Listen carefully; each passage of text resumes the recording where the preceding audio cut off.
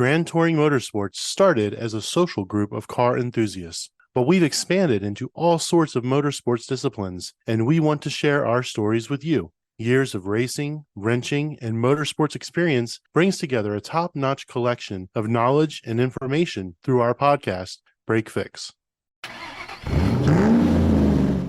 Anyone that knows me knows I have two passions in life, cars and music. And often I find that these two passions overlap or have an indirect relationship with each other. I feel that there is a deep-seated connection as both worlds can ignite feelings and emotions unlike anything else on the planet. Today on the show, we'll talk about that connection as well as other car and music adjacent musings and topics.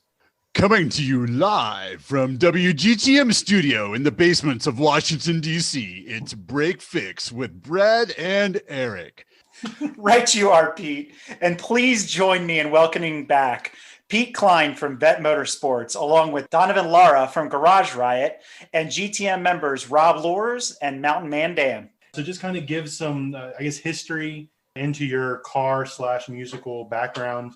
And we'll just go around the horn. I guess I'll start with Rob. I know you've got a huge musical history. I think, what was it, your uncle taking you around Boston area? You name it, there's a history there. My mom was a soundboard operator at the original Woodstock. So their album collection was completely off the hook. They've met everybody under the sun. My dad, they met when they went to college at Northeastern, and he had a Volkswagen bus there that they would wheel all the stuff from the radio studio from Northeastern out to the cliffs over the beach and have full weekend-long beach parties with just the whole show, the Northeastern radio shows from the overlook over the beach, just blasting music out for the whole time. And so this is sort of the culture I was raised in. We always had pretty ridiculous speakers and pretty much every album you can imagine, every type of music. The earliest band I ever listened to was The Police. My mom was a guitar player as well. And so that started everything. I got multiple trombones, a ukulele, a banjo, keyboard, played with a bunch of ska bands all over the place. I don't know what else. Where's the two timpanis and the two tubas? My brother's house. Which sounds funny, except that my brother's wife is the town sort of district music teacher up in Massachusetts. Literally, they have a timpani and multiple tubas and euphoniums and clarinets and everything else in their house. And their car purchases were driven by what could actually fit a timpani. So early on, she got one of the manual transmission Honda Element, because with the seats folded up, you could actually just slide a timpani in there and a tuba together at the same time and take it places. You can fit an 8x10 bass cabinet in a Honda Element. You can fit a shit ton in a Honda Element. You know what you can fit a piccolo in? You can fit it in everything. So let you know. In addition, my uncle was a record producer for hardcore bands, sort of a few steps beyond, noise bands and hardcore, etc. And so he would, at a pretty young age in early high school, he was the one who would drop off mixtapes at my house for every possible excuse he could, and then give me the list of every tiny 5-person size club up to the big clubs and every show that was possibly going on. And so we were always at the forefront of hearing all that. As you got further along in high school, there was a ton of vehicular shenanigans and getting to shows as a 16-and-a-half-year-old and out until 3 a.m. at some tertiary show you were at after the, 2 shows after the first show was over, in someone's either basement or Newbury Comics back room or wherever it might happen to be. That's sort of where it began, that and then into car stereos and into every possible type of music, from the trombone history to a little bit of banjo playing to all sorts of stuff. You name it, I listen to it, and you name it, I'll drive it. So it all sort of dovetails together pretty well. So let's go with Donovan. Always around music, even when I was a kid. I mean, we were talking a minute ago about the hi-fi speakers that were 3 feet tall, blasting Zeppelin and whatever. I was always going by that. But became a musician really to get out of class. I probably wasn't the best student, and in 5th grade they said, "Hey, anybody that wants to play music, an instrument, come to the band room." So me and my 2 hooligan buddies went to the band room, and the only instruments that we thought were cool enough were drums. So we started playing.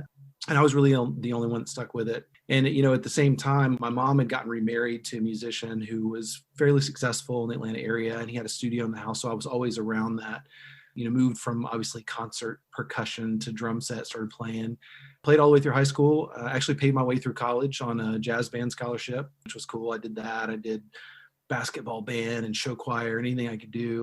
But I got in a band in college that was pretty successful. And I have to think now, if social media had been, around back then, we might have been something. But we played the college circuit across the Southeast pretty big deal, I guess, making a lot of money in college. Did that, and then went on to continue to play. I'm still in a band, Twice Over Midnight. We've got a disc out, got some videos out for the previous iterations of the band, so I keep it going. But that's kind of, in a nutshell, I guess that's it. My ex-wife was a singer, so I've always been around that. And music is still really a important part of our household right now. There's always music going on. Somebody's always singing. We got pianos all over. There's drum sets back here. I mean, it's just an ongoing thing with us. Is that when we ask you, Donovan, when the reunion tour is with your ex-wife, if you were in the band, or does that not happen? I'm sorry. Did I speak out of turn? I apologize. Is that, if we were into the same type of music, maybe that would work out, but so no reunion tour. That's what I'm hearing now. Probably not anytime soon. Oh, okay. Okay. I just wanted to clarify. I want to know what the band was that was touring in the Southeast and such. Man, the worst band name ever. We were called Cool Beans. Yeah, horrible. I didn't come up with a name, but it's funny. I was just going through some stuff the other day in the basement, and I found one of our flyers, and like Vertical Horizon was on the bill with us, and we did some crazy things. One of the weirdest gigs I think we ever had, because we were kind of a Widespread Panic, Grateful Dead band, which wasn't music I necessarily listened to. I was more of a 311, that kind of guy. But that was the big deal. I mean, we were getting booked a lot, and we somehow got booked for, I don't know if you guys remember the band. I think they were called All for One. They were like a boy band.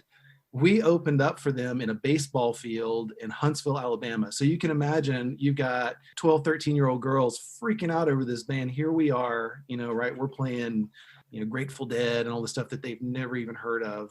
In the meantime, they set us up in the front of the stage. So, my drums were in front of the drum riser, and they started testing the lights while we were playing. And I don't know if you guys have ever been close to par cans that big, but I thought I was going to catch on fire. It was just constant heat. So not the most cringeworthy gig I ever played. Maybe we'll talk about that later, but it was certainly up there. I think we should go to Pete and then finish off with the GTM OGs. For those of you listening, this is Pete Cline. I did the intro. We're in the basement of the studios. It's somewhere in Washington, D.C. I didn't really have the illustrious start that some of the other presenters have talked about. My parents burned records for a living. No, I'm just kidding. They did nothing like that. So I didn't really get into music until really I got into college. I mean, I grew up in Cleveland, was really into sports. I tried playing bass when I was in high school, but it really didn't pan out that great. But I loved rock and roll and I loved music. And so when I was in high school, I was a big metalhead. I mean, and if you grew up in Cleveland, that's kind of, it is heavy metal central to shows like the reunion tour for Deep Purple on the first iteration of that with Ian Gillan and, Jimmy Blackmore and all that. I did the Roger Waters Pros and Cons of Hitchhiking. And that was his first time doing his solo work right after he left Pink Floyd or Gilmore kicked him out or whatever. And really didn't pick up playing music until college, like I said. And then I went to Ohio State and ended up picking up bass down there and getting involved in a band. And over the course of 20 years, we had a recording contract, and I would say toured with my hand quotes in the air, the country, and played South by Southwest and North by Northeast and North by Northwest, New York City, and did some pretty cool things. We opened up for a band called Dig. They were out from the LA scene, opened up for the early version of Creed. Right before they broke huge, but we were more like Built to Spill or Neil Young with an alternate kind of vibe. And Neil Young kind of like Live Rust, but not an emo thing, but it was really kind of a country-esque Americana kind of vibe. I did that for 20 plus years. And I'm sure everybody here has these stories of being in bands. It's like being in a marriage with, X number of people and after a while I just got kind of burnt out from it. And then I decided to go motorcycle racing and went from being challenged emotionally by 4 or 5 guys and being stuck in an Econoline van with a bunch of guys that are overly flatulent to driving around in a van with a motorcycle in the back and road racing. So, that's more or less my background. Was your pit crew overly flatulent as well? Well, pit crew was me of one. So yes, consistently overly flatulent. Yes, I am. It sounds like a great band name. Overly flatulent. I like that. It's good. Overly flatulent. Donovan, what was the name of your band again? Cool Beans. And their album, Overly Flatulent. No, Overly Flatulent. Is that your first release? Might as well have been. Yeah. Sorry, Donovan was like, these guys are sons. Was your first release Overly Flatulent? Well done. Yeah. Well played. Oh, by the way, so Rob asked, so the band that I was in was called Silo the Husky. So that might be on par with Cool Beans. So it's SILO TheHuSkie, not Y. No, For that's God's still sake. better. In fact, I don't even refer to that band as Cool Beans. I just call us the Beans. So when somebody says, "Oh yeah, that's back in the Beans days," so which it really isn't any better, but you know. All right, let's go to Mountain Man Dan. So, do you have a musical background, or are you like Eric? You're just a hobbyist? My musical background started when I was a kid. My mom and stepfather used to have parties at the house. Friends would come over and they would bring their instruments. This is back in the mid 80s. They'd always bring their guitars and stuff like that. I always had interest in learning guitar, but my age, my hands being so small, I couldn't stretch my fingers out far enough to hit the chords. So one of the guys decided, hey, I'll bring a mandolin. So I brought a mandolin. I learned my chords initially on mandolin to play a lot of like bluegrassy type stuff or like classic rock. They showed up with a banjo one time and I just started plucking on it, having fun with it. And then from there in school, I wanted to play saxophone, but unfortunately my family didn't have the money to afford one, which just by chance someone in the family had a clarinet. So I got stuck with a clarinet and then wound up being in a drum corps for a little while because my sister was in a majorettes. I got stuck with going along and it was boring for me. So whenever a group would come through and there's two people carrying the flag that says what the group is, that was me and my brother for a good while before they decided to do a drum corps. So I started doing that and I did a little bit with toms and a little bit with the bass drum and kind of got out of it.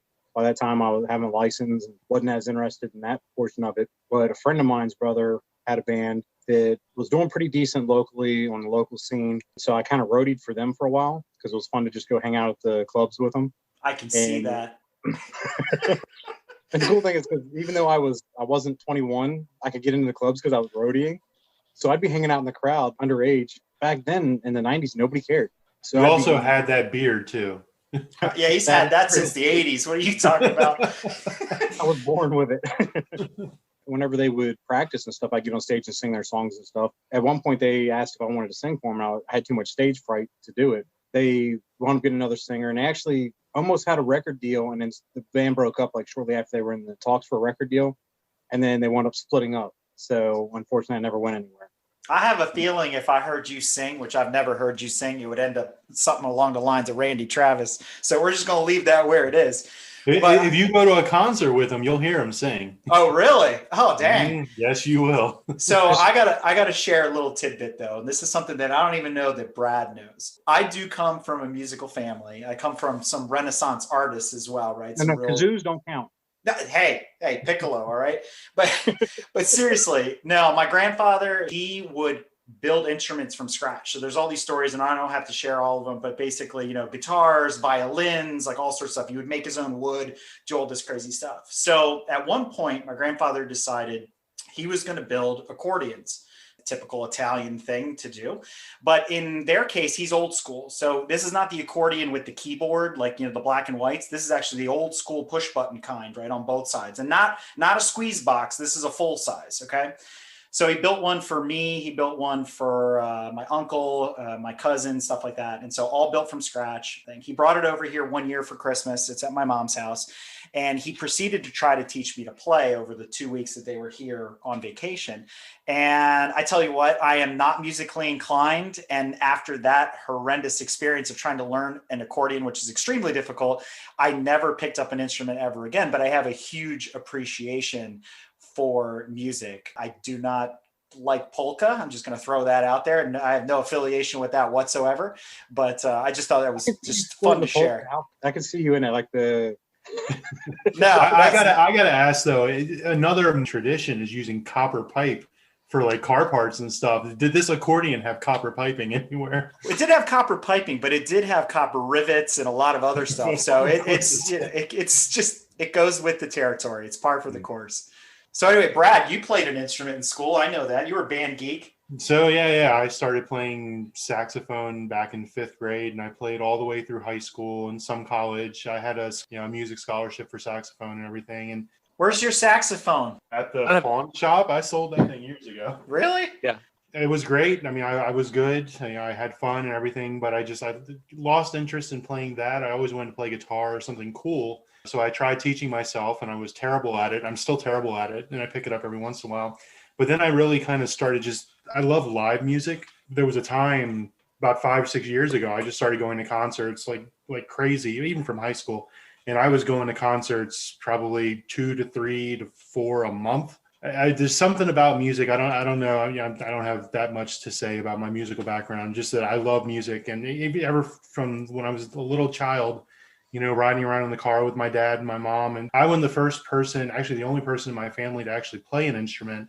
But we all have like an appreciation for it, and just making playlists and riding around to the beach and just listening to the tunes and everything, and just getting in the car and going for a ride. No particular place to go.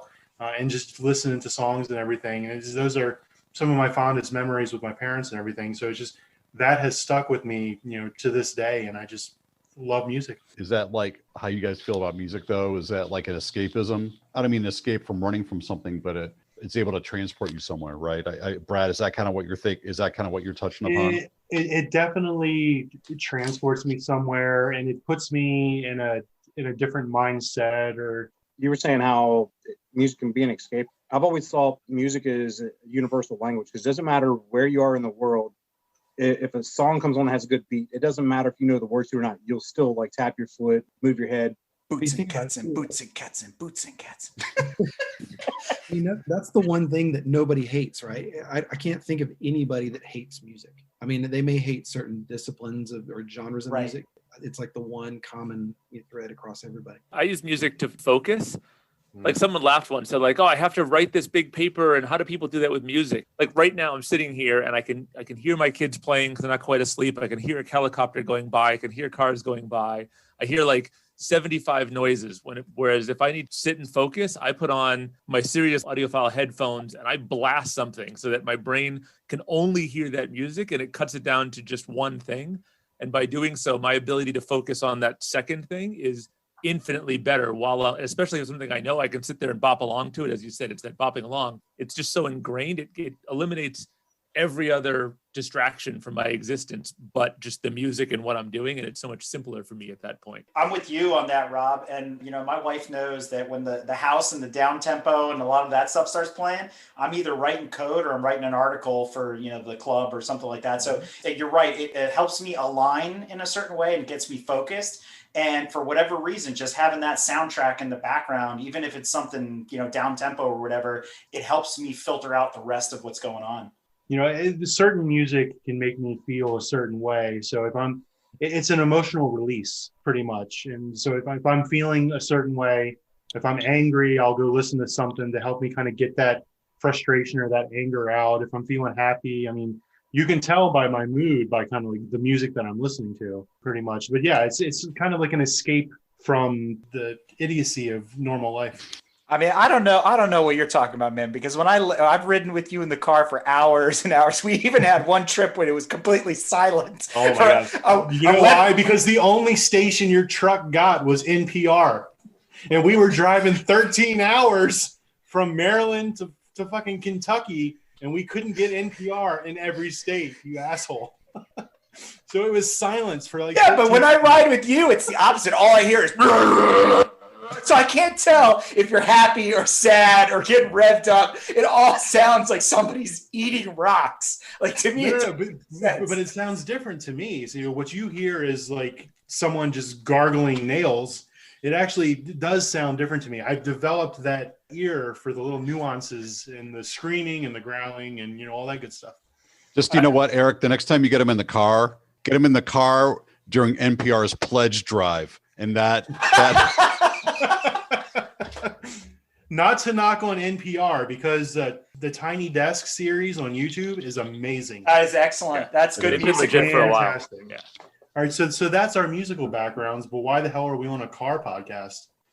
And to make the connection between music and cars, because we are a car podcast after all, to Peter's question about, is it like an escape?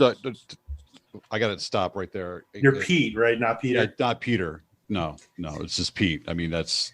To Mr. Kline's question. Oh, man. It's sir or overlord to you, sir. His question about escapism, music can be an escape, but obviously cars and driving, that's an escape as well. There's the only one way to get away from something is to hop in your car and drive the fuck away.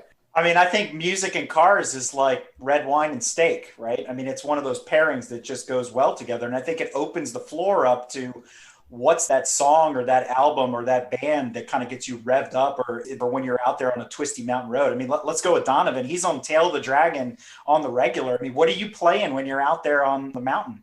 Eye of the Tiger. You know, man, it varies. Honestly, you know, I listen to music on the way, but when I'm on the road, it's windows down, listen to the exhaust and sound the engine. But it's really interesting for me, you know, early on, it was just, you know, whatever I could turn on that was loud and made a lot of noise. And, you know, depending on where I'm going, it does kind of turn into a soundtrack for me. You know, like I go to visit my family in Florida, and, you know, I'll take the interstate as far as I can. Then I get on back roads and, you know, like out of cell phone range kind of back roads. And, you know, I'll put on whatever it is, some kind of alternative. You know, Paramore used to be big, but Phanagram's a big, you know, I love Phanagram, stuff like that. And you're talking about the escape part of it. And for me, it's always like this alternative track that I haven't heard on the radio 1,500 times, you know, that kind of thing. So it really does kind of transcend, especially you get on a road. You know, there's one particular piece of this road where it's an old logging road, and, you know, half the time it's all just torn down on the side and all you can see is blue sky. You know, you've got this, you know, amazing music soundtrack going on. So it's been a while since I've really gotten jacked up for, you know, some kind of outing like that. But I can tell you, I had a buddy of mine's, Gallardo, for a couple weeks. Firestarter, Prodigy, all those, a Spitfire, that was on demand. And every time we got in that car, it was like crank it up and just haul ass. So, and I'm really trying to put some really serious thought into us, even though we're having a great time talking about it. You know, it's whatever mood I'm in is what's playing on the radio, right? And so, you know, my motorsports background, you know, from racing motorcycles and stuff, you know, typically if I'm at the line for autocross now, and, you know, I may be cranking Queens of the Stone Age up until the point where, you know, I'm up next or whatever, but it just depends on what's going on. And I think for me, I think music is a soundtrack. It sets the mood and tempo for whatever I'm doing. And I think especially depending on the mindset, it amplifies and provides a lot of color to what's happening. And I can't really explain it any more than that. It fills my day with immense joy, no matter what I'm listening to, you know. But I have my favorite songs, but I tend to pick and choose really where my mood's at, and that's what I'm going to listen to for a while. I don't know if that makes sense or not. But there's not one song where you pull the scrunchie out of your ponytail and start doing donuts in your IROC Z. Yeah, IROC Z. No, listen, I think I love a great rock anthem, right? And I think rock anthems in cars go well together. And so if you had to say, okay, Pete, if you're in the car and you're listening, what anthem would you play? Because you're from Cleveland and you love heavy metal, but you love hard rock. What would you be listening to? So I would tell you right now, Boston, More Than a Feeling, is like the quintessential rock anthem. Or Kiss, Detroit Rock City, or anything Van Halen up to Diver Down. So you pick anything out of their catalog is a great summer rock anthem song. Love Comes Walking In, The End is great. So those are the songs I would gravitate to. But, you know, Boston was the first album I ever had next to Houses of the Holy with Led Zeppelin, first serious record. So I'm going to say that song, More Than a Feeling. Barchetta. Yeah, I mean, Rush claimed they got their start in Cleveland, wasn't it? They played the long play. What was it, Blue Collar Man or whatever the song is? Hardworking Man. They played that.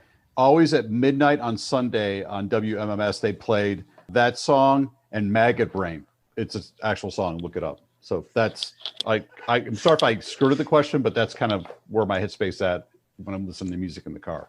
Something I miss from back in the day, late 90s-ish, I think for me, in this case, was actually the music discovery aspect of driving. I used to frequently drive from like my parents' house out to UMass, which is where I went to school. And you have to climb a mountain up sort of a nice twisty road. And I had, 16 valve Scirocco for a while in there, and at the very end, the different things. And I'd be driving up that road, and like I was listening to some random station. It's the middle of the night, and the first time I ever heard, and this is where it gets interesting to me, is maybe it's because of my background playing in jazz bands and big bands and ska bands and things, but there was this brand new album by Michel Camilo, who was a Latin jazz pianist, and he had done his first ever big band album, this thing called Hot House. Like I'm driving, and as the song built in crescendo, just the way the rhythm kept getting faster and faster, just the way it accelerated was on a different planet. And the song's like a 7.5, 8-minute long song. By the end of the song, the car is barely staying together with the speed I'm going. I literally had to pull over because I was just drenched in sweat from like the act of listening to it. because something about it was just so driving. And it was different. Like other times, hard rock goes very well together with fast driving, but there's the discovery of different styles of music that can actually compel you to do those kind of things in a different way in a car. It was the first time I'd ever heard that. I went and seeked out the album, and it became this huge thing. I was a music minor in college as well, but as everybody started to listen to this album and realized that it was one of those albums where it was never actually done live, the level of complexity was just never done in one take. It took them too many takes from all the different musicians to get it. And these were like the best studio musicians across the board, and the horn sections and everything. But I can vividly remember having to pull over in the middle of the night. Windows were down, the sunroof was open. This was just blasting out of, I built up the whole stereo in this thing too. And it was just exhausting at how fast I was driving and just how in sync with the music I was from something that wasn't expected, right? It wasn't hard rock. It wasn't alternative. It wasn't any of those things. It was literally like big band Latin jazz stuff, but it was just amazing that the way it all felt at that moment. Would you say though, thinking about the Michel Camilo comment, amazing piano player, by the way. And if you listen to him, the thing that's really kind of enticing about it is you can hear him in the background going like he's singing what he's saying it's incredible, and it draws you in. And it made me think about it, really, is there two states of driving with music? I mean, I think there's the escapism mode, right? Where I'm listening to music that's making me think of being somewhere else. And then there's like the prodigy where I'm like, okay, I'm all jacked up. I want to feel every corner. I want to feel the performance of this car. I think they're different, but to me, that when you guys are talking about it, that sounds like the two states, other than you're just cruising to McDonald's or something. But, when you're really, for me anyway, it's either I'm out of my head somewhere and I'm appreciating the drive, or I'm really in the moment with the car itself, trying to be one with it. For me, like when, driving around in cars and listening to music, I mean, that's something I did before I could even walk. I mean, my family, we were always on the move. We were going to the beach. We were going to, to a trail to go bike riding or walking or whatever. And, and there's always music on in the car. I remember distinctly, I get very distinct memories riding to the beach to Ocean City with my mom, and we're listening to the Moody Blues, and her favorite song comes on, and she's sitting there belting out the lyrics, at the top of her lungs. And I'm like a 2-year-old sitting in the passenger seat looking at her with awe. And, the same thing with Michael Jackson and Elton John, just all the time. And my dad, we'd go to Florida every year, 2 to 3 times a year. And he would spend hours, if not days, just crafting the perfect playlist for this 18-hour trip, and it's on cassette. So we're flipping the cassette over, we're listening to the same songs like 10 times. And then I discovered my favorite band when I was a car porter at a dealership locally here. And I had to take the cars and wash them and fill them up with gas. And one of my favorite things to do, because all the cars came with a free subscription of Sirius XM, is as soon as I got in the car, I would tune into liquid metal and turn it up. And I left it that way for the customers. I know they loved it. It was great for them. But one time I did it, and then Opeth's Ghost Reveries was on, and I was like, what the fuck is this? My mind was completely blown. I was just sitting there. I mean, you wouldn't think that like metal music can bring you to tears, but I mean, I'm such an emotional guy anyway. Like listening to some of this music, it just brings me to tears, just tears of sadness, tears of joy, whatever. It's just, and I found, them, and actually I was at that one of the concerts. I drove up to Philadelphia with a couple of our club members, and we went to see them.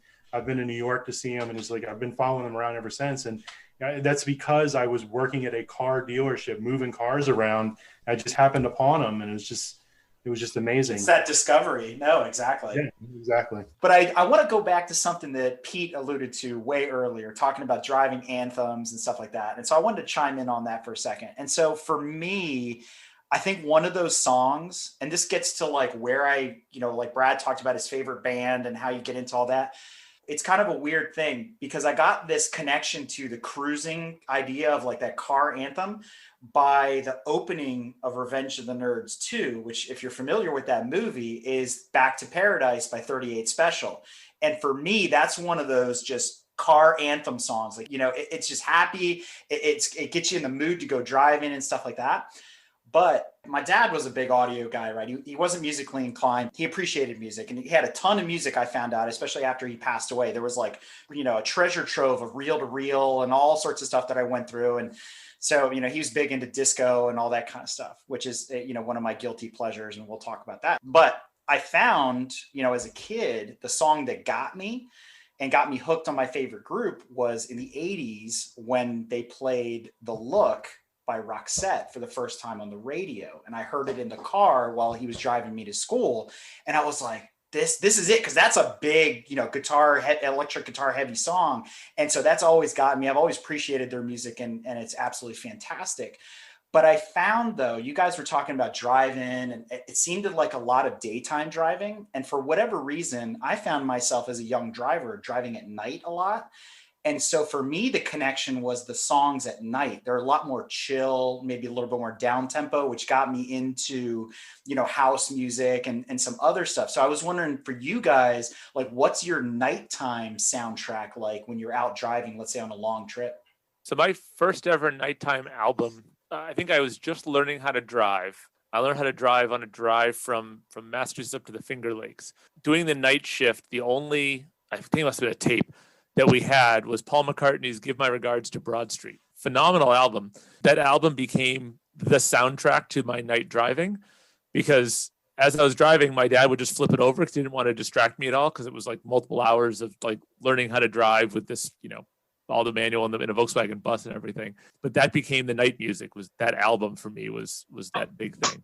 For me, I've got a couple albums. One is David Bowie's Station to Station, because my father, when he was making his playlist, he would pick a lot of songs from that. One favorite is Stay. Fantastic song. And then Pink Floyd, Wish You Were Here, Shine On Your Crazy Diamond, all the parts of that. And you just nice and chill and a lot of guitar and everything, just nice to cruise to and everything. That and The Wall. The Wall, it's got a very dynamic. There's a lot of mood changes in that, but, just cruising to those at night. And just regular song that just gets me going is Don't Stop Me Now by Queen. If I need to get pumped up, I just put that on and I just scream at the top of my lungs. My wife is like giggling at me and laughing at me when I start singing that song. I mean, even in the kitchen, if I'm sitting here getting ready to cook, I put that song on and I get all riled up. That's the two different types of night song too, right? There's the type of like, you're fully wide awake and you're driving and want that background music versus the like, I'm sort of half dozing, but I know I need to get there and I have an hour left. And what am I going to crank to, as you said, to sing along to and be in the moment so you finish that drive? Yeah. That second one for me was always Synchronicity, that album by The Police. Phenomenal for that purpose for me. That was my big one. Nowadays my soundtrack is, God, how many bugs am I hitting with this car that I'm gonna have to clean tomorrow? Really, like when I'm on a road trip, I think that's when I start to go through kind of the deeper albums on my my iPod. You go back to like you said, The Police, or you listen to Rush, or I've got to say the classic driving album for me though is still Journey's Greatest Hits. Right, you put that on. Something like that, where you're just kind of going back through some of the old stuff. I mean, right after, pit stop, when you got Red Bull and stuff in, it's whatever the new stuff is and you're cranking it up. But when you're really kind of in that zone, to me, it's stuff that I've heard a million times. It's comfortable. I know it, just kind of go through it. Yeah, and it's a lot of that stuff. It's a lot of the classic rock, but it's always the full album at that point. I'm not jumping songs. I'm listening from end to end. And 10 Sumner's Tales, for example, something that's really good from beginning to end, I think is really, like you were saying, Brad, it kind of takes you on a journey and stuff, and you can peak valleys and you can listen to the full experience. And I'm with you. When I was younger, I listened to a lot of Genesis, right? Especially at night. So that seemed to kind of keep me going. And their albums were one of those where it's like, you're 2 minutes in and suddenly you're 20 minutes in and you didn't realize, because it's like, they're just designed in such a way that you just plow through it and they're seamless in a way. And so I appreciated Phil Collins and the whole group there, but that I think my tastes have changed since then. Now I find myself 80s synthwave. I'm listening to stuff like the Acrylics, Isle, and a lot of, the Daft Punk album, like the Tron soundtrack is a fantastic night cruising. Martin Solveig, a lot of this newer stuff that has like this retro feel. Those are a lot of fun. And I find those to be relaxing too, because I don't want to be overly amped at night either, right? And to kind of piggyback on that, the big thing about music is you feel it. It's not just something you're listening to. You actually can feel it. I know guys that used to wrestle and everything, and they'd listen to like stuff to get them amped up before they went out on the mat. I think for me, like the initial connection of cars and music was when I got my license. One of the first modifications I did to my car was improve the stereo system. That's what you did. You put big speakers in there, put an amp in there. You could just ride around, everybody heard your music. And of course, good cops called on you quite a bit, but that was part of growing up. Because you're all about that bass. Just to jump on that for a second, I wonder if there's a connection there, right? So everybody I knew who ended up in cars, like my brother's a mechanic, everybody did get their start of like, I can replace a speaker, right? And so replacing a speaker was like on day one was I got to be able to take a door panel off. I got to be able to not screw up the windows, the locks, everything else. I'm replacing speakers. I got to figure out how to run wires to amplifiers and how to not fry myself on the battery a second time or a third time. As a gateway drug, like music gets you into comfort with the fact that a car is just a machine. And no matter how complex you're doing it, at some point you can just take it apart and figure it out. But that's sort of like a huge gateway into being a car buff, right? Is that hands-on attention that you get from that simplistic car stereotype stuff first. And new cars have taken that away from us, if you think about it. The head units a lot have. I've taken brand new cars still apart to do speaker changes, but like, yeah, the degree to which I knew how to take out a head unit and take apart a dashboard and how to funnel everything around, that's sort of gone because now they all use fully integrated. Where you're doing that, you got to cut reams of plastic. All that stuff was connected to the clutch pedal, right? So it all went at the same time. And funny to your point, Rob. I mean, around the club, it's a big joke, between us that Eric built my car. He's the one that does all the work on it and everything. It's funny because I won't touch my car. I mean, I will. I'm trying to learn, but it's hard for me to get the confidence to go in and do a brake swap or suspension swap or something like that in the car. But I will take apart a dash and I will pull out the head unit and the speakers and all the wiring and all that other bullshit and put in all brand new stuff because I've done it before. It's which is funny because when we stripped the black GTI, I had Brad do all the interior work because he had a lot more experience. And surprisingly, with his big sausage hands, he was way more delicate than most of the other people would be. So I was very proud of him for that.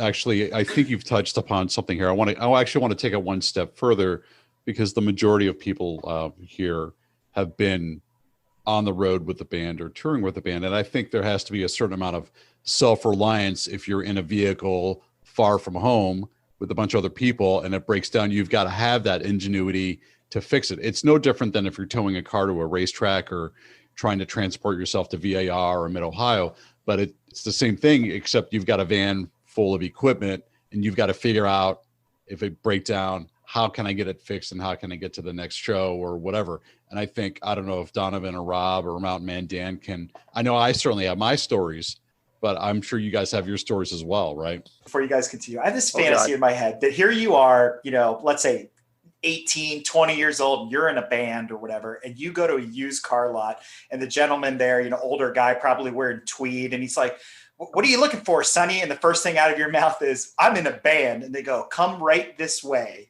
So is there like a particular part of the used car lot where you guys are, absorbing these fantastic vehicles? Oddly enough, they always came from family members. The first vehicle that I drove was my stepfather's old 77 Dodge van that he used to carry all his gear in the band. So you imagine being in high school and pulling up to a girl's house in a van. I mean, full size van, no windows on it. That was. Did it say free candy on the side? It was very rarely a good idea, and it was. Her father loved that. Yeah, a lot of times in the middle of nowhere and the back roads, pre-cell phone days, and all that stuff too, for sure. No wiring, thankfully, but always, a tire or a transmission issue or, something like that constantly. Yeah, I got a story for you guys. So we had a show in Youngstown and we were driving back and we had an extended Econoline 150 van with the inline six. And I think it was like an 89 or something like that. And we had built a partition of wood between the back area to put all the equipment and then in the seating area. And it wasn't a window van, right? It was like a workman's van. So the one slide door on the right-hand side, which is the passenger side, there was a huge window, but on the other side, it was just nothing. So like if you wanted to look out to see where you're going, all you could see was everything going by. So we broke down right outside of State Route 57 on I-76 outside of Rittman, Ohio. And we ended up calling a tow truck because we had AAA. And so 3 of us got in the front seat of the tow truck, but we didn't tell the tow truck driver that there were other band members, and they hid in the back of the van. And they towed the van all the way from the exit of Rittman on I-76 back to Columbus. And they were all drunk. They had no place to pee. You know what I mean? They were basically stuck in the back of this van. for 2 hours. I have to say something. You know when somebody's from Ohio because they have to tell a story by giving you all of the intersecting highways to a location. It is something I've just noticed from my in-laws. My wife's from Ohio. It's the funniest thing. So I totally appreciate that. Name me some towns. He's like Random McNally over here. Like, let me get on my crossroads. West Virginia. Yeah, it was on the turnpike somewhere. And for those of you listening, Walkman, Atlas, rotary phone, they're all in the same generation, right? Right. And I do appreciate that partition you guys set up because that way the flatulence could be even tighter. Right, we compress the air. Exactly. It doesn't seem like anybody in any band van, because we had the same, kind of thing, ever knew anything about the exhaust because there was always an exhaust leak in every single van we ever had. And we always fought over who sat in the cave. That's what we called in the back, in the very back. And you like always, Cheech and Chong, except you were just getting monoxide poisoning. We had a percussionist that carried a 3-foot bong in the van. So we were always like clam bake. And, then she got that and then the exhaust. And so it was just whoever got the short straw was screwed in the back. So. Oh, in terms of silly, I mean, there's too many to count is the problem. I think the most fun ones were, we were out in Northampton and I played with an opening band prior to the Bosstones playing a show. And I had known all the Mighty Mighty Bosstones guys for a while. I'd played with them in a few gigs. And so I wasn't supposed to be playing with them this gig and they decided to let me play afterwards. So I played with them and they were like, oh, we have another show tonight at like 3 a.m. back in Boston. And I was like, okay. And so I figured we're taking the big van. The van had already left because we were all just sort of hanging out chatting. So we all piled into their Volkswagen Fox. So this was a 2-door Fox with the entire band in it, plus me. They threw me in as well. I had with my trombone. And I remember being on like the Mass Pike halfway down the road and the alternator died. So the headlights slowly died. The whole thing came down. Luckily, they actually, they had a bunch of replacement parts for this thing because they broke down all the time. But none of them knew how to do anything. So I distinctly remember on the side of I-90 in Massachusetts, replacing the alternator in a VW Fox so that myself and the rest of the Bosstones could get to the gig, except for my trombone. Everything else was already sound checked as we pulled in. But it was like 7 bodies crammed into a 2-door Fox. And like all of them are like on the side of the road, just making fun of me the whole time, like holding up flashlights and other crap while I'm replacing this alternator in the dark. And it's one of those fun moments. What was the cross street? The guy from Ohio wants to know what the cross street was.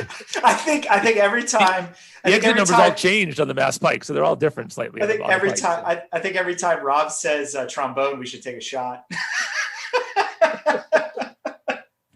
But this podcast will be very short. You'll be on the ground in no time. Brad, what you really wanted to know in all this, though, was what kind of music or what was the song that was playing when we started cruising with the windows down?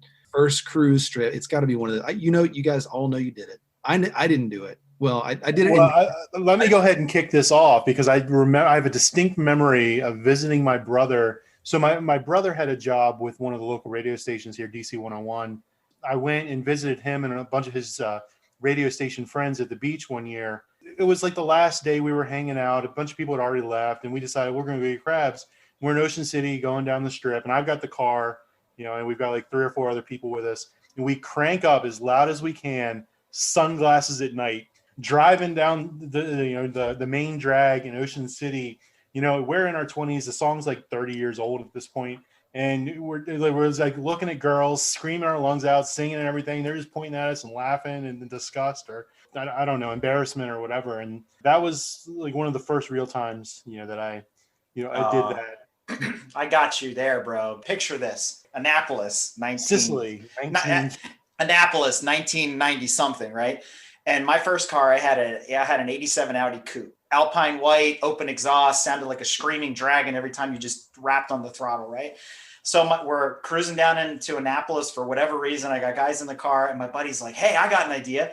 And I had a cassette deck, so he throws this cassette in there and cranks the volume all the way up. So here's 4 young kids in a white Audi. They're playing German rap. So I'm like, this isn't going to end well for any of us. So yeah, that was a big mistake cruising song right there. Oh, I got a great soundtrack story. I'm using my soft radio voice right now. We were in college and a buddy of mine owned one of the older style FJ cruisers, and he took the top off of it and put in this really like obnoxiously loud stereo, and then he painted it like, I guess you would call it now like a desert fox tan. So it had this like desert tan camo thing. This guy, and his name was Ashley, he's a great guy, he's just crazy. And he put like a skull on the door, like, you know, by the front fender, and we drove around town playing the Apocalypse Now soundtrack at full volume. Nice. So all right, that didn't go anywhere with you guys, but the whole soundtrack was Colonel Kurtz speaking in these very insane monologues that he did in the movie. That was the majority of the soundtrack. So I just wanted to, it was a very weird experience. That reminds me of the Devil's Reject soundtrack, where every other song is a snippet from the movie, and then they play part of the song or whatever. Does anybody else want to chime in with their first experience of rocking the windows down with some embarrassing song playing in the radio? Definitely all through high school was The Offspring. I had a buddy with an old Cutlass 2-door with a sunroof, and at full volume, Come Out and Play was literally the only track we would ever play in that car. Oh, you didn't have a bad habit? Going to school, back from school, anything. And at the right moments, everybody, like the dashboard was cracked because of how many times whoever was the passenger seat had to do the double hit every time it happens in that song. And it was literally the way you could identify us from miles away was just blasting the hell out of that song. The more embarrassing one, I'm trying to find the name. It was some early 80s bass song. My first best friend had a 15th anniversary Trans Am, black and white, the anniversary edition one. And he had built, like, he still is a car stereo installer now as a 40-year-old. So it gives you some idea of what he was doing back then. Built one of those car stereos that was competition ready. I remember going up to somewhere in New Hampshire. He won first place, not because when he cranked this song loud enough, his car could bounce, but because he could get the cars on either side of his to actually get off the ground. It was, a realm of like 818s all fired differently with baffles built so they could go out the bottom. The bass was just like shaking the whole place, and anything within 100 yards, it was just starting to bounce and bounce and bounce. I remember the first time we built this system in this car, you literally were not allowed to turn the volume past 2 because the decibels would have, like, the windows would blow out. Like, we did it once where the windows like popped out a little bit of their tracks when the windows were closed too much. And so the windows had to be down in order to actually go above like 1.5 out of 10 on the volume. And anything above 2 was only for competition, really. Now, I want to hear Daniels. I know it's Charlie Daniels band, I'm sure, or Alabama. It's some honky tonk stuff, man. No, surprisingly, I don't think it was embarrassing by any means, but one of the first songs that like had that whole nice feel to it, good bass to it and everything. The guy I went to school with had an old Volkswagen Bug, and all he had was one 10-inch sub in it. But because the Volkswagen Bugs were sealed so tight, it had such a good sound to it. And he used to always play Sublime, Love Is What I Got. And that was just a great song. And so for myself, I used to listen to a decent mix of rap and everything at that time, because that or like the bass track CDs, because that was a big thing back in the day, bass track CDs. I remember bass. Yeah. So, the Friday soundtrack. Oh my God. I used to play that a lot, and my favorite song for the bass on that was on Super Hose. It was just a comical song, and it had really good bass to it. I could totally close my eyes and see you rocking out to that in like a Volkswagen Bug. I didn't have the Bug at that time. That's when I had square body and some square body. I had Toyota Corolla at that time. That makes more sense. Also known as the Silver Bullet. With 3 different color body panels.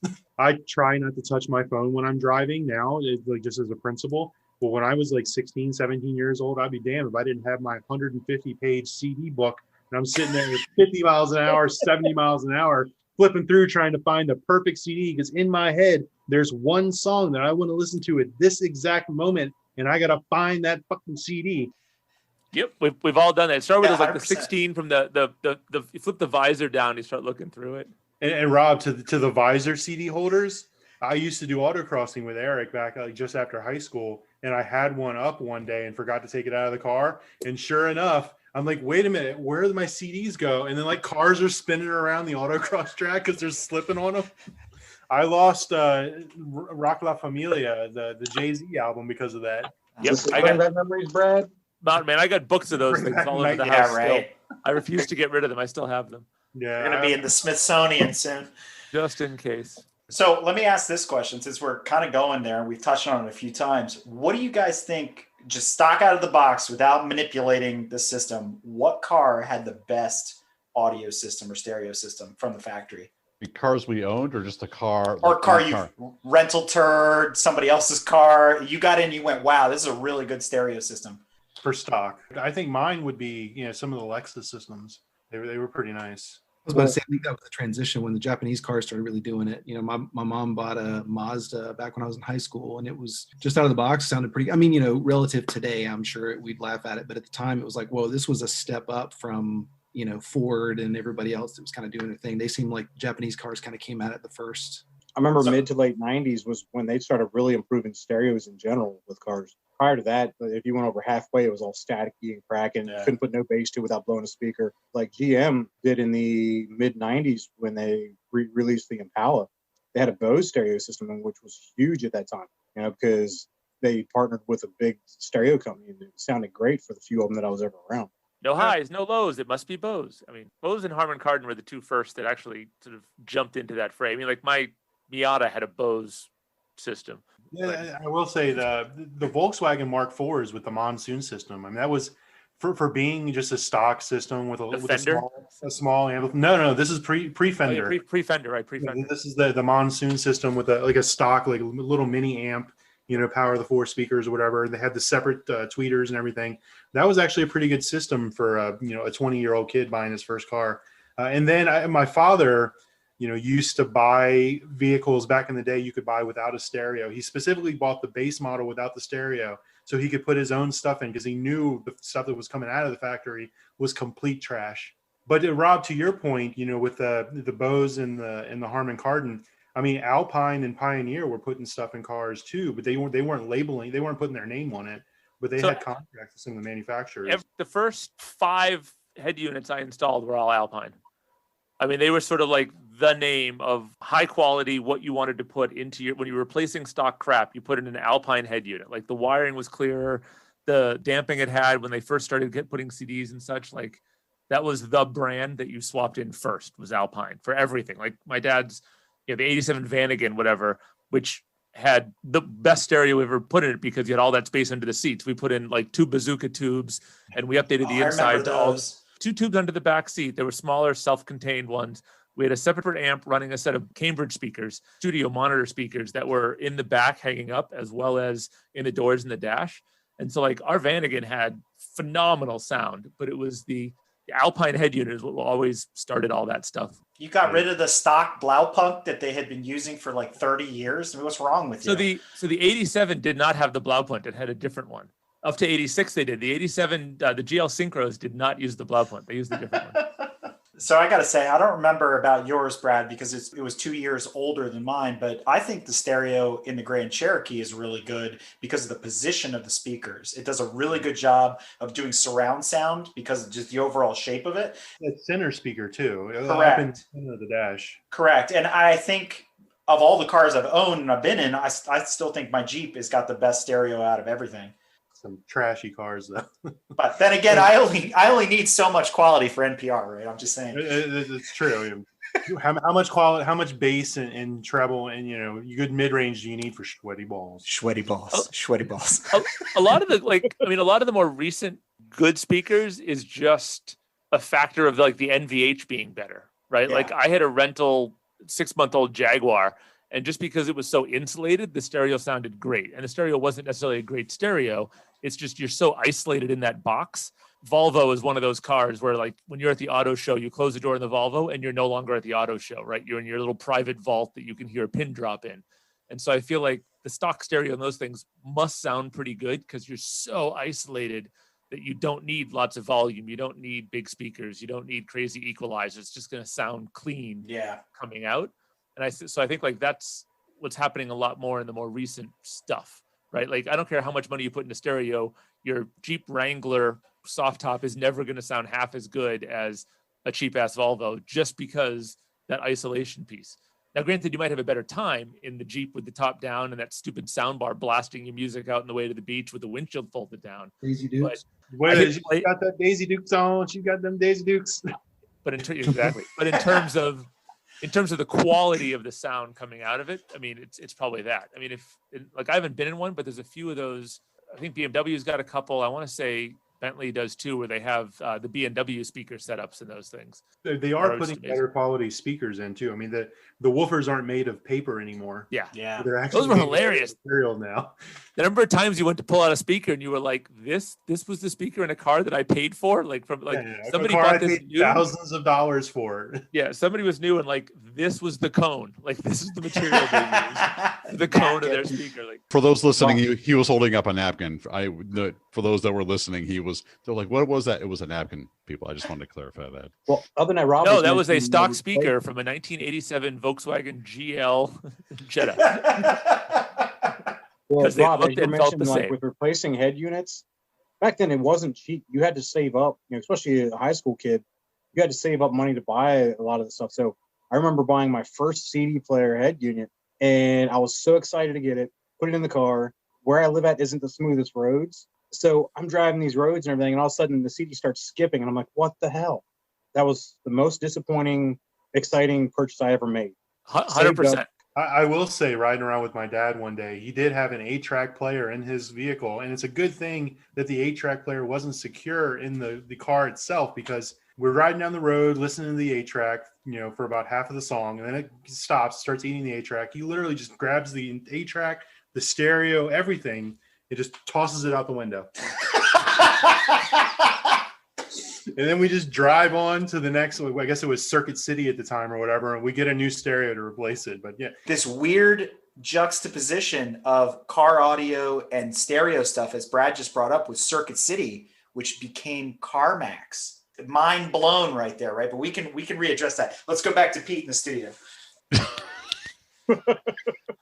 I want to tell everybody here, first of all, I appreciate everybody's input regarding, car stereo, but I think you're all wrong on a lot of levels. And I'll tell you what happened. In 1976, Chrysler came out with the integrated CB radio AM FM stereo in the Town and Country wagon. How do I know this? Because I owned one. And I'm telling you right now, that put all of your so-called hi-fi systems, I was using hand quotes, listeners, hi-fi systems to shame. So I think that was the pinnacle of stereo design. I think we are on the downward slide of audiophilism, if I can call it that ism. Well, then that brings up one question. What was your CB handle? I can't, it's not safe. It was Love Muffin. Let the record show he froze for a moment there. You almost told us, people. I froze because I couldn't get that effing CB radio to work. Just talking to yourself. His handle was, "Is this fucking thing on?" That was his handle. So true story. I'm gonna piggyback off of this, and it wasn't a CB. So in the early days of us going to the track, blasting music, having fun, trailers, we're caravanning where we're going. We still do this. We take walkie-talkies so we can talk to each other, so we don't have to have an open conference call or anything like that. So I'm riding down with a buddy. We're going to VIR. We got walkie-talkies, and we're talking back and forth, and we're having fun. We figure we're on a private channel, whatever. So his truck was white, mine was red. So I kept saying, "I'm Little Red Riding Hood," and he was Snow White or something like that. And so we're going back and forth, and then suddenly it's like, "Hey, Snow White, can you hear me? It's Red Riding Hood, blah blah blah." And this guy he comes on, and he goes, "It's the big bad wolf." Somebody completely different. And we're like, new channel. Oh my God. I like how Brad knew that story was coming. It was doubled over, by the way, halfway through that story. Yes, I know that story. And by the way, I hate the whole walkie-talkie thing, because they're trying to talk to me the whole time, all the way up to Watkins Glen. And I'm just like, God damn it, I don't want to listen to you. I want to listen to my music. Leave me the fuck alone. Well, does Eric have separation anxiety? I think so. I mean, is that why he needs to have to talk to people all the time? But he doesn't actually need to talk to people, because like I said, 12 hours to Kentucky, not a word was said the whole time. Dude, it was all you heard was this V8 screaming across the Continental Divide for most of the trip. Because of the 4-speed automatic with a 6-liter, 400 horsepower V8 and terrible gear. It was awesome. And after that trip, I got rid of that truck. It's true. But here's the thing. During that trip, how much road noise was there to where could you even carry a conversation and heard? Oh, no, it was fine. It was a weird day. It was just like, we're not listening to anything, because your options at that point on the road, You couldn't get NPR, and you couldn't even get the gospel channels. Like I was like, I'll listen to anything at this point. And it was like, there's just nothing. So we're like, boop, turn it off. And Brad's a quiet guy. And I'm just like, well, I'm not going to talk to myself. So we just drove forever. Little story about lack of music in cars. So while I was in the military, got stationed at Wichita Falls for our training school. We weren't supposed to have vehicles while we were there. One of the guys in my class snuck out, bought a car, and kept it parked off base. So when we'd walk off base, we'd go hop in the car and drive down to town. A 72 or 73 two-door Nova. It didn't have a radio. I don't know who decided it one time, but we're driving down into town, and someone starts singing "We All Live in the Yellow Submarine" by the Beatles. So we all just chime in and start singing it. And he, Chantel was getting pissed because he hated it. And so after that, every time we got in that car, we just start singing "We All Live in the Yellow Submarine." It would just drive him nuts. Dude, that's like singing that Sherry Lewis song, the song that never ends. It's like, holy crap. That's one of those songs that lights me up in the wrong way. I mean, you start singing stuff like that. Ooh. That's my kids in Old Town Road. Yeah, right. Oh my God. That song for me is It's a Small World. Don't ever go to Disney and go on that ride because it's nonstop and you can't get it out of your head afterwards. So for a week at Disney, that's all I heard in my head. Dude, you want to torture me? Put me in a Citroen DS and then play that song and I will go berserk. Okay. But no, Eric's not a violent man, but he'll kill somebody in that situation. Yeah, that's like a cat locked in a closet right there. As we're all talking similarly, and this could be an age thing, which I'm curious.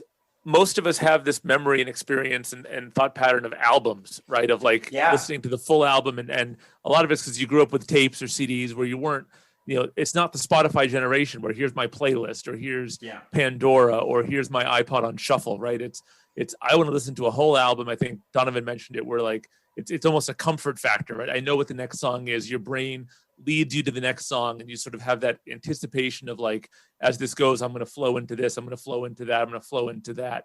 I wonder if we were having this conversation with a bunch of our 22-year-old members or whatever, and at the younger generation, if they're if that would be a detached thought to them, and it was much more of no, I put on, as you said, my trance station, I put on my 80s rock station, and I just see what comes on, and just that juxtaposition between those two aspects I'm curious about. Exactly. And to your point, I think albums were also curated.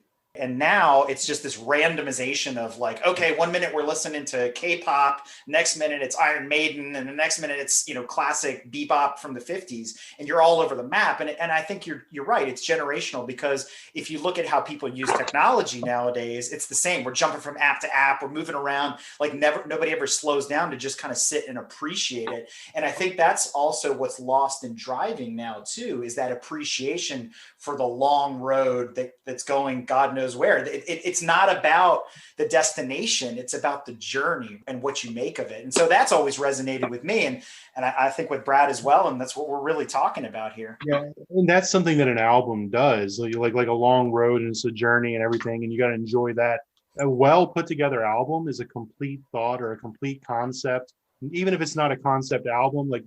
The musicians were in a certain headspace when they put that together.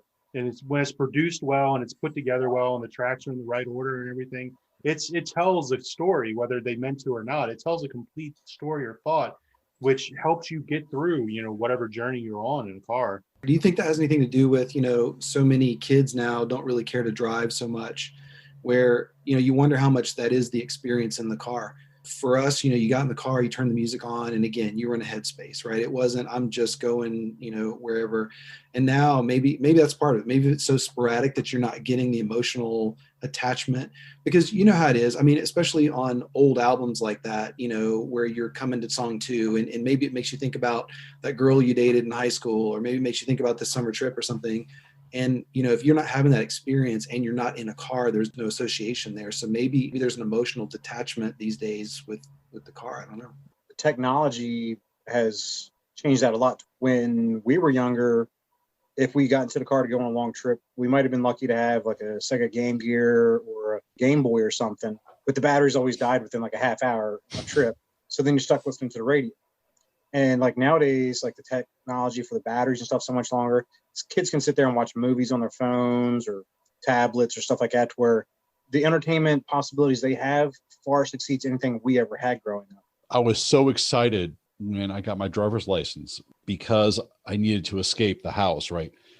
I needed to escape whatever was going on, right? To have that car provided mobility to go and do all these different things. And it touches upon, the newer generation, they don't want to drive. And maybe because technology is already providing them that certain level of escapism where they don't need to have this very visceral, alive experience of driving. And it's a little bit interesting to hear about everybody's music choices. And I'm not saying I'm the oldest guy here, although I may be the oldest guy here. It's interesting to listen to these music choices because when I was growing up, AM radio was being surpassed by FM radio, right? So it's just, I've seen this huge movement of music through different mediums.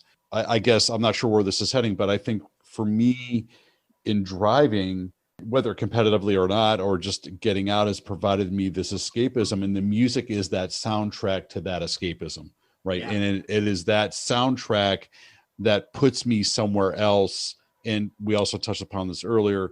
There's two phases, right? There's the amped up phase, or it's in the filling in the void in the background. I love albums like 2112 by Rush or any Yes album in the background. Even the Doors are a great evening music, right? When I'm driving out and listening, like the Doors' greatest hits or LA Woman or Riders on the Storm in the End, those are great things to listen to. But I really just wanted to make a comment about escapism, right? And what car is provided and the soundtrack that music provides to that. I think you're right. And I think Dan touched on something too, talking about like what the driving experience was for us as a child in the car.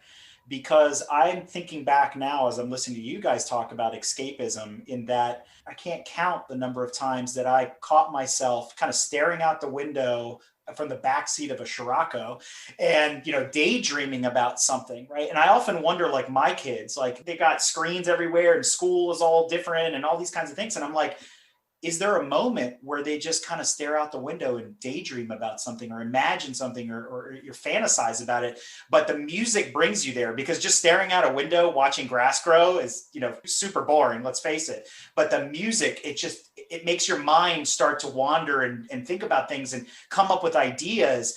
And so I feel it incentivizes us to think in different ways, right? And it's important on multiple levels. Part of that thought is also the music. Whether you're doing it consciously or subconsciously, you're interpreting that music into some sort of thought in your mind. Yeah, that helps you, either escape or fantasize or, just wander and drift and daydream. And the music points you into a direction wherever your mind wants to take it. You determine that. Pete mentioned the fact that getting your license, how it changed things for you. In my opinion, is it gave freedom. Having your license was freedom. You could go places that you couldn't before. You didn't have to rely on others. It gave you that independence. I don't know if kids get that feeling today because they're so connected through technology that there's not that rush. Like, hey, I got to get into the mall to cruise up and down the strip on Friday night to see everybody. I don't think that's a thing anymore, and it's disappointing. We'll go behind a Dairy Queen and talk about our Volkswagens. What you talking about? And speaking about that freedom, for me, it wasn't just freedom to get out of the house. It was freedom to get in the car and turn up on full blast the Metallica's Black album for the first time without my dad in the passenger seat telling me, turn that shit off. 100% on that one. 100%. You had the freedom to listen to whatever you wanted to in your own private space. Really loud too. That's true. Yeah, and it makes me think about, and I don't think it's just kids, right? My wife, I kid her about that too, about being buried in her phone or something, in the car, or we'd gone to Europe. It's the first time she'd been over there. We're traveling through, we're driving to Paris and just amazing French countryside. She was reading a book, but I'm like, you know what? This is probably the time to just let your mind go, you know what I mean? And really just have those thoughts. And it makes me think about when I was a kid. I think the first time that I realized that, my parents put me on a bus and I was heading up to West Virginia to visit some family, and Rush's Presto had just come out. And, on a bus, it was a 7-hour trip, but on a bus, it was 16 hours or something. So, I had my cassette and I'm just listening to that thing over and over and over.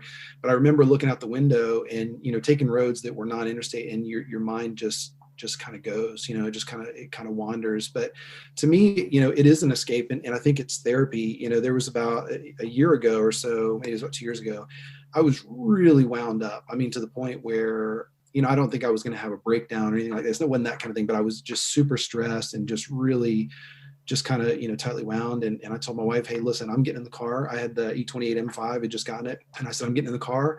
I'm leaving. I don't know where I'm going. I don't know when I'm coming back. I mean, I wasn't going to be gone for days, but I was going to go out for a couple hours. I took off. And the first thing I did is plugged in my phone, put on some, some good music, and took off, and coincidentally found one of the mountain roads that we drive today just by just going, and that kind of sense of direction of, I'm going to go this way, I'm going to go that way. And I think the combination of the mountain roads and that music and just the escapism, and that therapy was really good for me, and it really did kind of reset my, my batteries a little bit. And so I think there's that. But again, maybe it's because we grew up that way. It was always the association of the car is freedom, and the car is, it's just us. We can go anywhere. Really, you're connected really anywhere, short of the oceans and things, you can go anywhere. Yeah, and you mentioned that therapy, and you can't really see it because it's cut off, but in the picture behind me, the guitar pick has a quote that says, "Music is what feelings sound like." I mean, I'm a quiet guy, as Eric alluded to earlier. You may not be able to tell from the podcast, but I'm a pretty quiet, reserved, shy guy, and it's hard to express my feelings sometimes. So, like, using music to just help me, I guess, get my feelings out. Yeah, I'm starting to tear up now. It's whatever. I see you laughing, Eric. But yeah, it's just a way to feel. It's a way to express, myself and how I'm feeling at that moment. Brad's a hugger. I give great bear hugs being, 6'4", 300 pounds. So Donovan, you were saying how on your bus trip you had your cassette, your Walkman or whatever. I remember back at that age that I'd have a cassette in and be listening to it for hours, and all of a sudden the batteries would start to die. And like if there were songs that had fast lyrics, that was the easiest way for me to learn it, because as it got slower, I could learn the lyrics that way. If they were to a really fast-paced song, hit the stop button, wait like an hour or so, and push play to listen to another 5 minutes of music really slow. That was the way we got by. So that slow cassette story that Dan told explains why he speaks the way he does. I get it now. It makes 100% sense. It also explains why he talks fast sometimes and then he starts to slow down. That's my blood sugar. The batteries are wearing low. We discharge him. Fill him with diesel. So I think we've nailed this one, but I got a question to throw out there. There's certain cars when you look at them and you go, that's the perfect music video car. What is that? For what kind of music? It doesn't matter. You just look at it, you go, that would be perfect in a music video.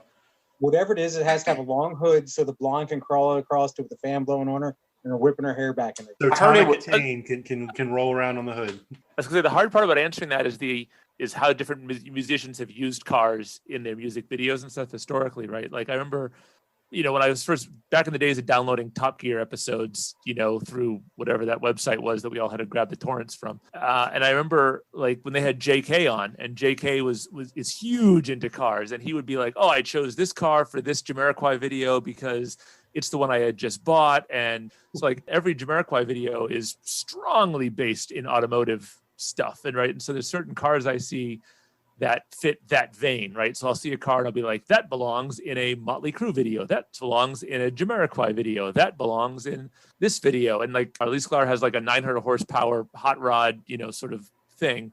And I see I see his car, and my brain thinks of the stuff that he's been in.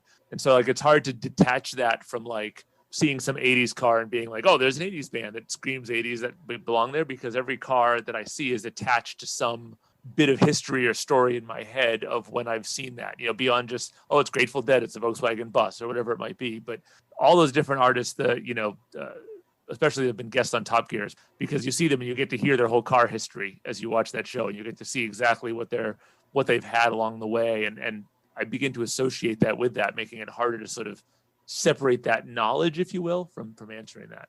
3rd gen F body is the correct answer for any music video. 3rd gen F body. I was going to say Fiero. I knew it. I knew you were going to say that. Pontiac. I was doing a walk because we can't drive anywhere really. I started walking around listening to music, like just walking around the city doing 7-8 mile walks. And sorrowfully, it was dark. I wish I could have got a better picture of it. There was a mint Fiero parked on the side of the road on East Capitol Street, like literally mint. I don't know if I could see if I can. There's no such thing as a mint Fiero. They all came from the factory with like, this is like with the flash on the back of mine, but it was just I literally stopped in my tracks and I walked by and I turned the music off. I had to stop the music so I could focus on what I was seeing. And some person walking the dog walked by me and they're like, are you okay? And I was like, do you know what this is? And they're like, you have a good night, sir. They sort of walked away from me. But I was floored at the fact that I was seeing this like beautiful Fiera there. It's kind of awesome. I'm really kind of ruined by all the rap videos, man. I automatically went to like the Bentleys and the Lambos and all that stuff. So I don't know. I mean, other than that, I think like the hot rods and stuff back in the 80s days with the ZZ Top kind of thing is kind of where I go with that. The big hair and the. All right. So switching gears. Wait. There is one car though. I think we can all agree on. There's one that you look at it and you could say, yes, that belongs in a music video, every music video. And it's not the F-Body by GM. And it's not the little red Corvette. No. All right, you ready? Lamborghini Countach. Oh, yeah. I would have said Diablo. Gotta go Countach. Countach is the ultimate music video car. It just screams. It doesn't matter what kind of music you put with it. It could be in any music video. It could be in a classical music video if you want it to be. And you know what re-cemented it for me was when I watched, and if you guys haven't seen it, go look it up. Hasselhoff, True Survivor, which is the soundtrack to Kung Fury. Dude, he's got a Countach, and it's legit. I mean, it is awesome. That's the pinnacle. I mean, I don't know. Donovan, I think the runner-up to the Countach, and it really links back to you, is a 63 split-window Corvette. That'd be a good one. There's lots of curves and places to set ladies on, too, if you want to do that. Switching gears here, I've got an interesting, what I think is an interesting question. What's the best car decade and the best music decade, and do they overlap? I got to lean towards the 70s on that. For both, or for one, or for which one? If it has to be one decade that covers both sufficiently, I'd say the 70s. At least early 70s, you still had your muscle cars. You had some good rock. So I'd say they had good cars and good music during that time. That's not a bad answer. I feel like the 80s are slightly better, but again, I think that's tainted by my age. Right. So in the 80s is where you first started getting the Testarossas, the Countachs, the 959s, like that stuff started going crazy. And the hair bands. And the hair bands. You could get metal hair bands. You could get more of the pop stuff. You could get the Euro trash, the techno. Hip hop was actually starting. All like the major Snoops and everything. All that stuff was coming into play. So you got a pretty good range of stuff, but that could easily be tainted by my age. Right. If I asked my parents, they'd be like, what the hell are you talking about? There's these, amazing things in the 60s where a lot of these cars were just phenomenal and the music was out of this world. I think with different ages, you could say different things, right? Somebody nowadays could be like, well, there's this amazing new bands now that play almost everything and you can get, Veyrons and everything else. I mean, like there's different, or, McLaren long tails. There's all these different options there. I think to your point about pre-70s though, Rob, is most people would probably gravitate to a 55 to 57 Chevy if they had to pick a car for that period of music. So that I don't think there would be like, oh yeah, that's I don't know, 63 blah blah blah. And then like Ford Galaxy, like nobody's going to pick that, you know what I mean? Versus to your point about the 80s, there's like aces of cars that you can pick from. 80s are overglorified, though. I mean, I think, Rob's wrong. I think if you look at the shitty electronics that were out in cars, and how they were trying to do tune port injection and the really early versions of fuel injection and some of the harebrained ideas that came out of Chrysler back then, I mean, there were some really horrible electronics. And I think, I'm going to side with Mountain Man Dan on this and say that the 70s was probably the purest part of Detroit, at least that came out. And even to a certain degree, some of the purest Japanese imports, the JDMs that came in, right? The MX-3 from Mazda, the Corolla GT. I mean, those are some amazing cars during that time frame. I'm not saying Rob's wrong. I just think that we tend to, all of us are probably going to come into this conversation a little bit with some, rose-colored tint glasses about what we think is the preferred era. But Rob's wrong, but that's fine. I know. So I guess Donovan's the tiebreaker. We got 2 for the 80s and 2 for the 70s. Oh, I think Donovan's going to say the 90s, but I want to hear. He's all grunge. He's like, Green Day and Sublime, like all this other stuff in a Toyota Corolla that looks like a suppository. You guys That would have been for sale. back and forth of, I was going to say 80s to start with, right? When you think about, I mean, what's interesting music-wise about the 80s is think where it started, right? It was still there was a little bit of disco still around, but you had, all of like the early, I don't know, it wasn't techno then, but electronic music was still getting power. And then all the way to the end when grunge and all that stuff was happening and the hair band stuff. And the cars were amazing. You think about like that, of course, the GTI, right? The Mark I and all the Porsches and everything else came out. But I agree with you on the electronics and, a lot of the American stuff was garbage. But when you think about the 70s too, great music, although I think 80s probably had better music completely. But when you think about the cars, I think that's true for the most part, except the American cars. Like the early 70s American cars, okay. But, when you got into the whole oil crisis and all that, it was just garbage for a while. But you think about all the stuff that was coming out of Italy in particular in the early 70s, just gorgeous masterpieces. And you think about, like the early 911s, the RS and some of those other ones. I think that's, I don't know what the answer is. I'm going to. No, I could easily. It's your opinion. It's an I opinion. could be swayed, right? So I think like he's not wrong, right? It comes down to different things. Like the 73 911 RS would be. Agreed. But if you had to put soundtracks with cars, let's think about it from that perspective. Okay. Oh, it's all 80s. 80s destroys everything. I'm sorry. 100%. Except when you talk about the Aries K car, because I want to know what the soundtrack is for that, right? But it's a sound of flatulence.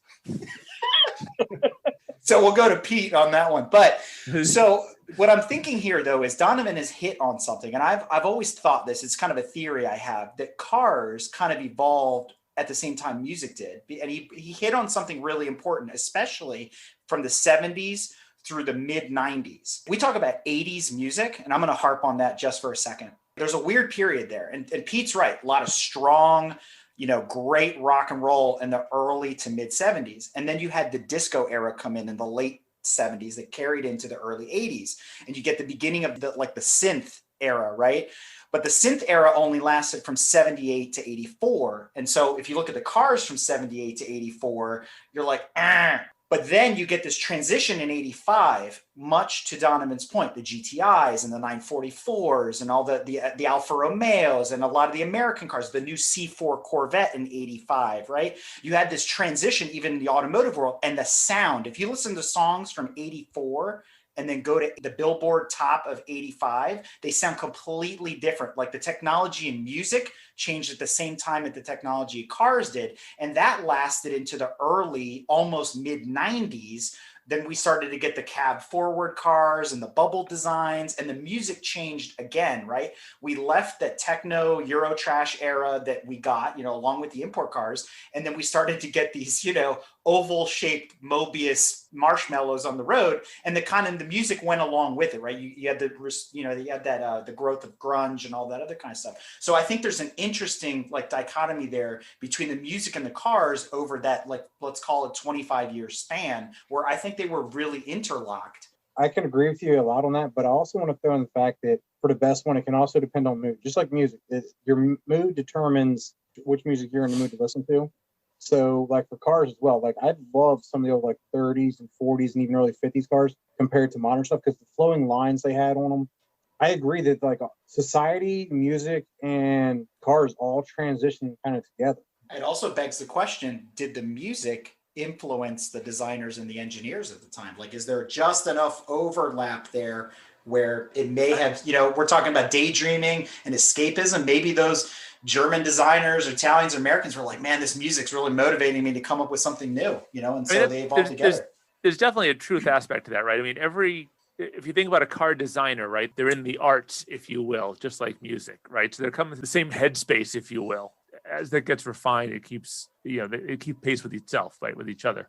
By the way, I just looked up top music from the 80s, and I am floored by how good it was. So I'm even more right than I was before. I just want to throw that out there. I want to say that if you're from the Miami Vice generation too, and watching the show and how they basically soundtracked the show and cars and music, you know what I mean? The music in the car in Miami Vice.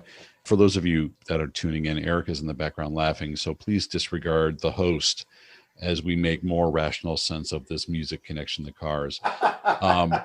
By the way, Miami Vice, best show ever next to Kit. I could definitely see where music and designers are influenced by each other. I think Miami Vice comes to mind as a great example of that, whether I'm right or wrong.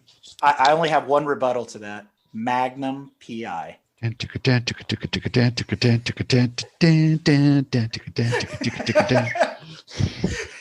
Although I got to say, you look back to like some of the 50s and 60s cars and the music that was around. And when you're in your V8 hot rod and the coolest music you have is some kind of bebopping something, that doesn't align. You know what I mean? Like you listen to it now and skip like the Little GTO and all those kind of songs. Well, you had the Beach Boys, you had Elvis. I mean, you had a lot of stuff that could have been good for cruising, but there was a lot of stuff that was like reserved for the ballroom. I agree with you there.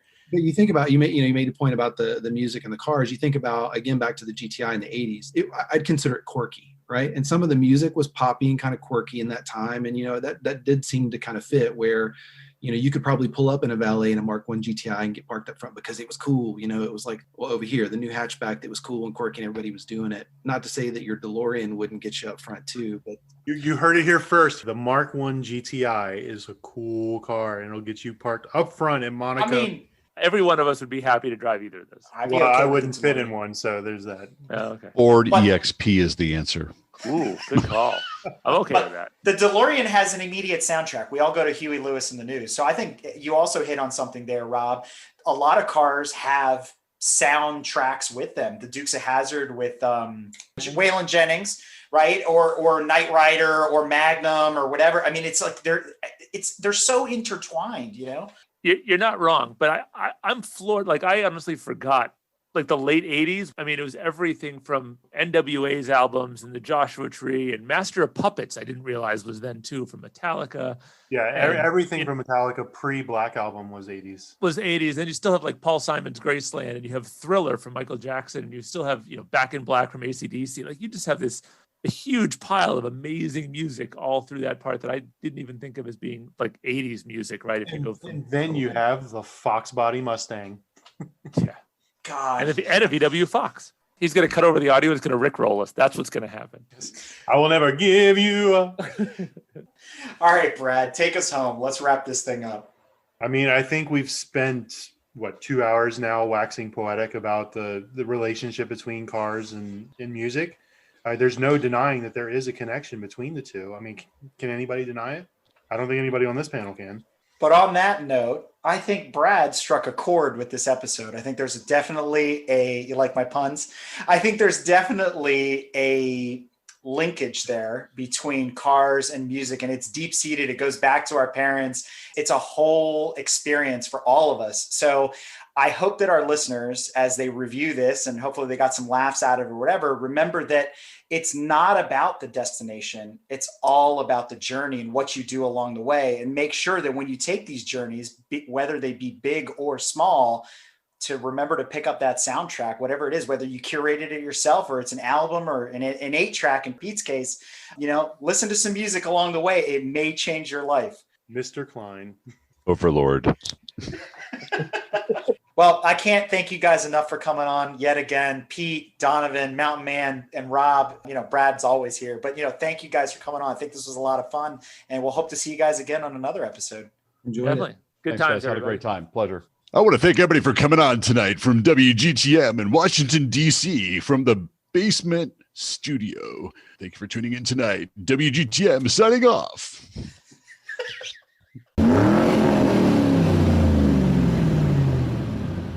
If you like what you've heard and want to learn more about GTM, be sure to check us out on www.gtmotorsports.org.